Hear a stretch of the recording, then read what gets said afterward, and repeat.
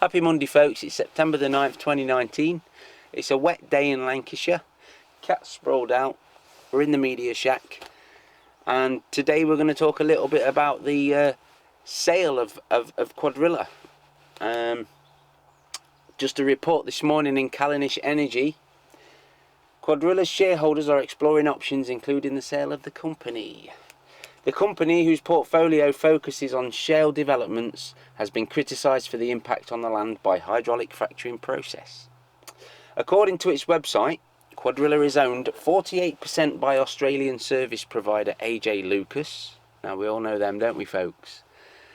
45% by private equity company Riverstone Holdings, and the remaining 7% by Cuadrilla employees, including former employees.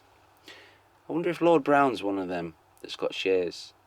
From his statements a couple of months ago about fracking being a mitigated disaster, I wouldn't say so. I think he sold his shares long ago. Riverstone and private equity fund manager Kerrigan Capital, which holds an indirect stake, hired the Royal Bank of Canada, the RBC, to study how to exit the investment. Exit the investment. So they want out. They need out. If you're a shareholder and you've got your money in this industry, get it out. No final decision has been made after months of discussion, and a transaction isn't guaranteed.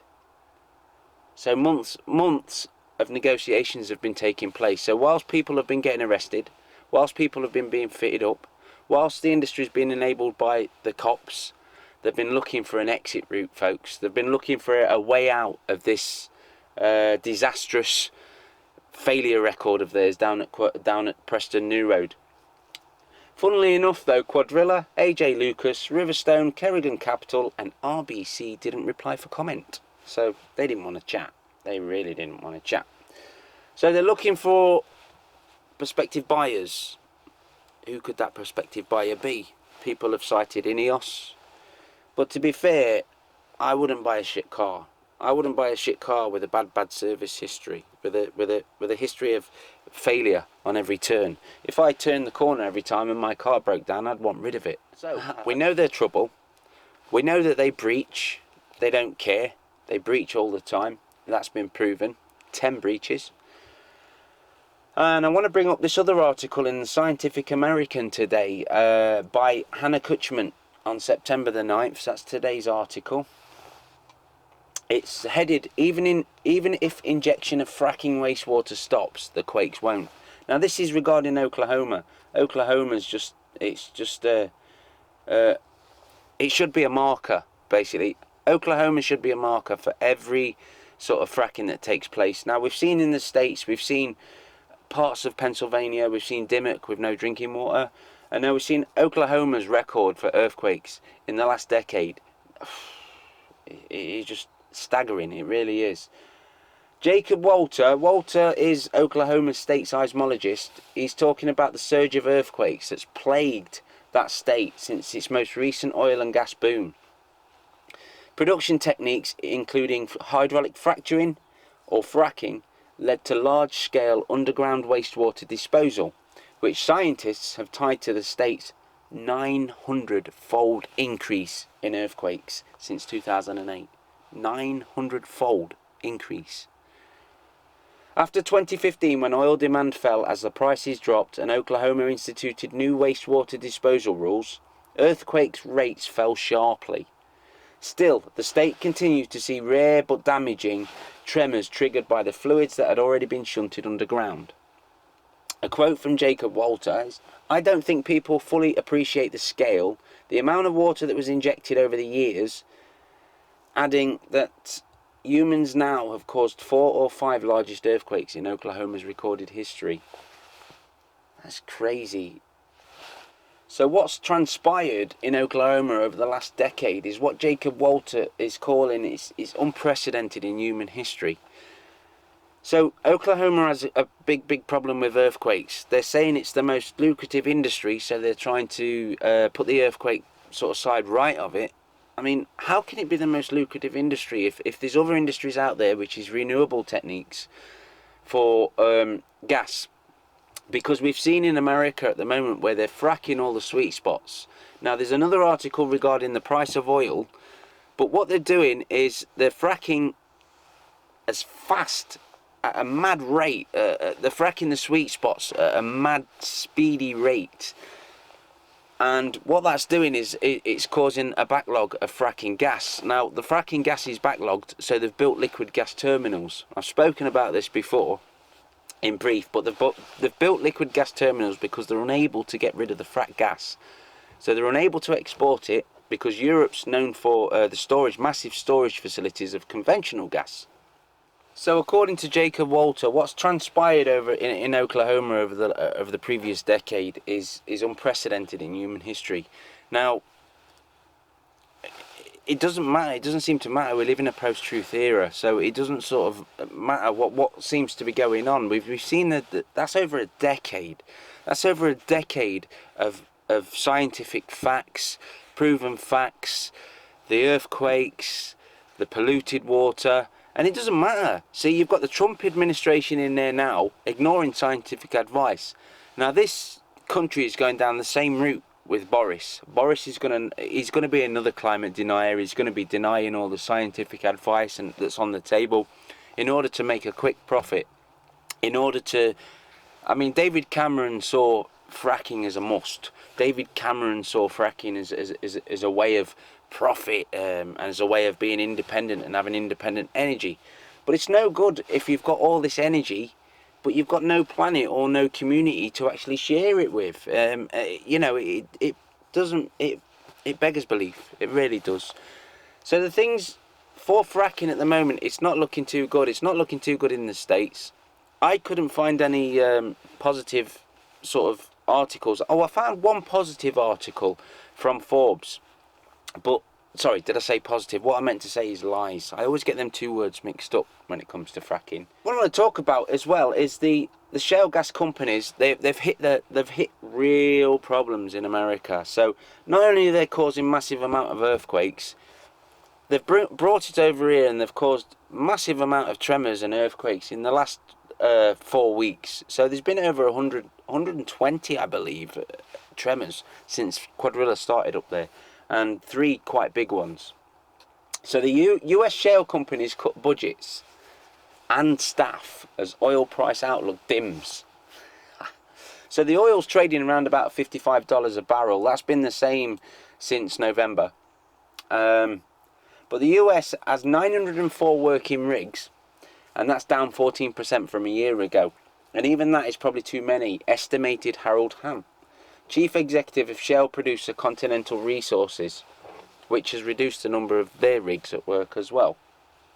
And also, interestingly enough, bankruptcy filings by US energy producers through mid-August this year have nearly matched the total for the whole of 2018. So the whole year so far has matched 2018 bankruptcy files. So a stock index of oil and gas producers hit an all-time low in August, a sign investors are expecting more trouble ahead. I told you so. You're going to see activity drop across the industry. Earl Reynolds, CEO of Chaparral Energy. Now, Chaparral Energy are the Oklahoma energy firm, and they've slashed their workforce as well by 5%. And they've agreed to sell its headquarters and some of the proceeds to reduce their debt.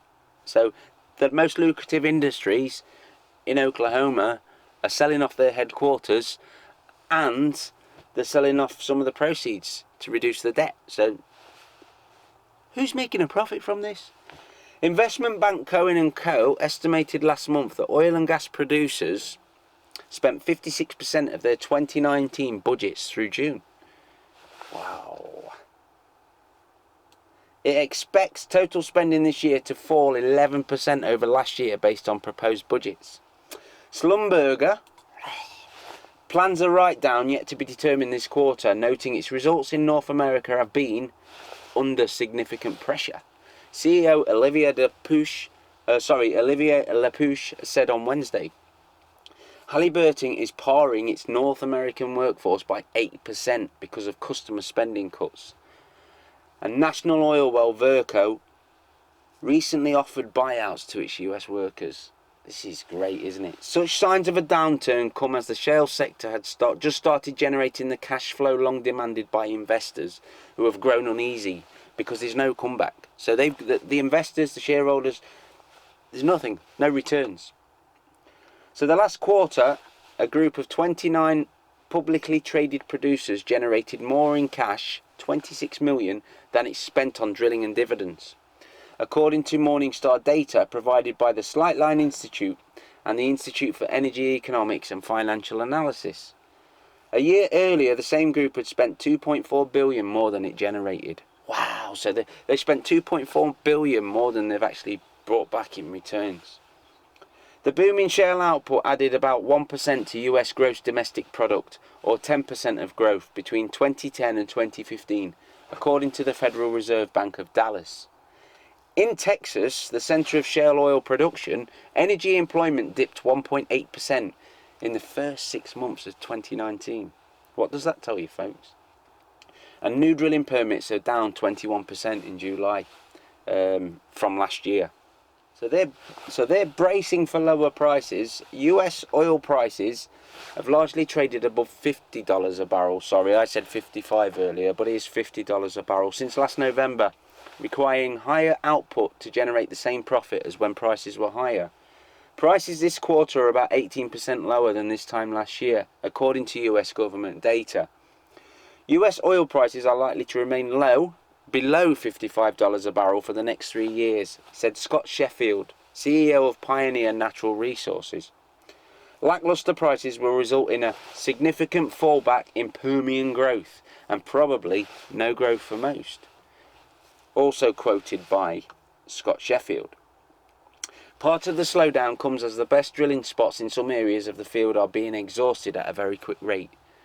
I can't imagine why they would be exhausting these sweet spots at a very quick rate. Would that be sort of dash for gas? The profit, the quick profit scheme, get out of there? We've seen the lies involved in fracking. We've seen the estimates from 2011 and the estimates from 2012 from Cuadrilla itself, who estimated 50 years of gas below our feet, stranded assets. There's been a report by the BSG and the Nottingham University that states it's more likely to see 7 years of gas there, not 50. That's more lies, more shale gas lies. The severity of the looming downturn is a matter of debate. Well, I don't believe it is a matter of debate. All this information that we have before our very eyes, earthquakes, bankruptcies, cutting of staff, displacing of communities. Flowtech Industries Incorporated, supplier of oil field chemicals, has cut staff twice this year. CEO John Chisholm told Reuters that the industry is just pumping the brakes as it grapples with well-designed issues. That's absolute crap. Matt Celia, portfolio manager, Energy Investments Tortoise Capital, expects a longer industry decline. It's hard to see how this gets any better for several quarters, he said. So it is hard to see how there is any investment to be brought back from fracking. It remains to be seen who's going to buy that place down the road, because, as I said, it's just a shit car for sale. And it remains to see what's going to happen down there, because that will be quite a lengthy process of a suspension. I can't find any positives in fracking. Please, bring back some positives for me to put out there. Nobody's making money from this, only a select few of rich white people. They're not the man and the woman off the street. They're not me and yourselves. They're not people who require a safe family environment. So fracking is on the downturn. The lie for fracking is over. Everybody is well aware now. The 86% of the community around here is probably more like 96%, if not 100% of the community that don't want it. There's always a percentage that will want it, because they stand to make sort of growth from it. All I can say is it's a dead duck. Fracking is a dead duck. Fracking causes carnage in your community, and the evidence is all there, folks. The evidence is all there. That's basically all I wanted to just highlight today. I haven't got much. There's not a lot going on at the gate. Whatever you're doing tonight, today, enjoy yourself, enjoy the beauty, and don't allow fracking to consume you. It will be over soon, and I do believe we are winning. And take care, folks. Speak soon.